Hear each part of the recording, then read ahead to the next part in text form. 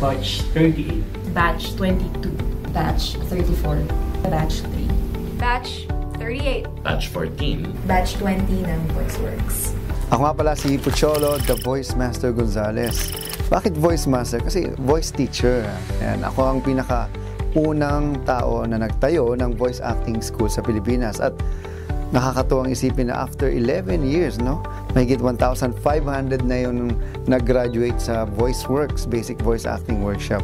Before, nung nag-start pa lang ako, syempre medyo nahihiya pa ako. Pero nung nag-VoiceWorks ako, na-build up yung confidence ko. Na-enhance pa nito yung communication skills ko. Nakatulong sa akin to get opportunities to do voice work. Main purpose ko talaga bakit sumali ng VoiceWorks is to meet Sir Pocholo.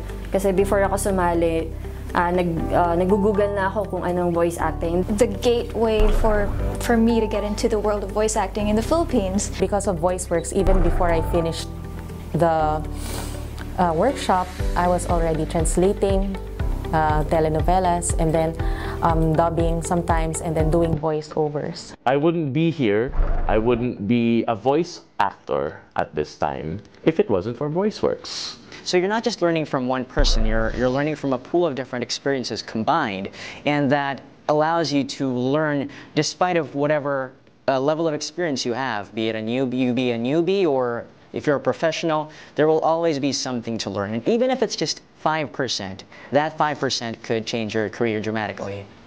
At karamihan ng mga bagong dubber dito sa ABS-CBN, and I can claim, galing sa Creative Voices. Siyempre, sino ba naman yung mga teacher ng VoiceWorks, di ba? Si Danny Mandia lang naman, ang tinuguri ang ama ng makabagong dubbing industry sa Pilipinas. Siya lang naman yung aking mentor at siya yung unang tao na naniwala sa kakayahan ko. Siyempre, andyan si Neil Tolentino, si Papa Neil. Siya ang isa sa pinakamahusay na writer, translator at director ng dubbing, especially mga Korean novela. At ang pinakamalupit na teacher natin dito, siyempre, si Alex Agkawili, ang supremo ng voice acting industry, especially sa dubbing. Oh, okay ka lang? Tignan niyo to! Dito, siyempre, yung partner natin, si Brian Digsay. Si DJ Big Brian, siya rin ang VoiceWorks director. Siya yung kasama ko right from the start na nagsimula ang Creative Voice, especially ang VoiceWorks. Bataan mo pa tapos landian mo siya. Mama! Okay? Mama! React. Go, reaction. I teach on more on character voicing. Alam mo, ang voice acting hindi lang naman yung pag-iiba-iba ng boses, kundi paano mo i-share, no, yung knowledge at skills through your voice. Simple. You act in front of a microphone. You change your character, you change your voice. Binibigyan mo ng art or binibigyan mo ng buhay yung isang dialogue na kung saan binabato ng isang dubber or kaya radio drama talent. Using this kind of voice even if it's not what you're using in your everyday life. So, sample lang yun. Living another person's life, another character's life. Voice acting for me, it's something that I loved ever since I was young.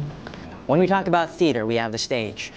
When we talk about film, we have the cameras and the set. Whereas in voice acting, it's still a performance just behind a microphone. Kaya ayokong tawaging voice talent kasi ayokong ginagamit ko lang yung boses ko para kumita. Dapat voice artist. No, ginagamit mo yung boses mo dahil nandiyan yung passion mo, yan yung artistry mo, syempre yung pinakamahalaga, nasa puso mo yung ginagawa mo. Yung masterpiece mo, you treat anything na binosesan mo as your masterpiece. Parang painting yan eh. No, kailangan ibigay mo lahat ng mga pwede mong ibigay. Hindi ibig sabihin bago ka, hindi mo pwedeng gawin. Ibigay mo na lang lahat. Kasi hindi ako naniniwala sa datihan eh, kung hindi naman bagay. Nakakahiya naman. Kakaiba yung kwento niya. Narinig mo ba? Ano ba? Gusto nga natin ito. Sinasabi ko dito sa iyo eh. Oh, ano, sundukan lang. Sige, sundukan na lang. Sira ulo ka eh, no? Sira ulo! Sige na nga, pasok ka. Oh, dahan na. Uy, tingnan niyo to. Oh, ayos ka lang. At dahil dyan, napakarami na nating na-produce ng mga voice artists at nagbabalik nga ako after 6 years, no? Bumalik ako sa ABS-CBN since 2010 when I retired for 4 times na ako pabalik-balik dito sa ABS.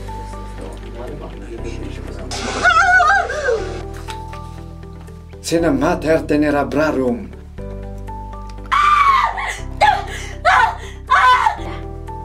Nakalibing kasama niya. At babaguhin natin ang voice acting industry sa Pilipinas na naging vision ko na yan since I started Creative Voices. And I can claim na it really changed a lot. Kasi tayo nag-create ng supply, kaya nagkaroon ng demand. Kaya abangan nyo itong napakagandang documentary ng VoiceWorks.